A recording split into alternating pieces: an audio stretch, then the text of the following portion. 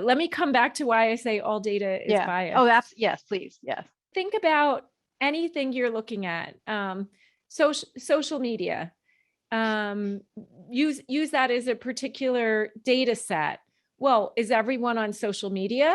Not in countries where maybe they can't even afford phones.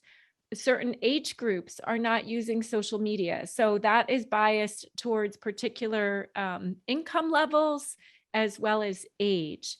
If I think about the CDO at MasterCard was recently talking about this. If you go back too far in time for financial services, when could women have their own credit cards? Or as I lived in Switzerland, you were not allowed to, if you were married, you were not allowed to have your own bank account in 1996. I'm not even sure you still can. It has to be in your husband's name. That's not that long ago. So if you're training your data on a data set that includes a lot of history, then it might be skewed by gender, for example. The models could be really good models.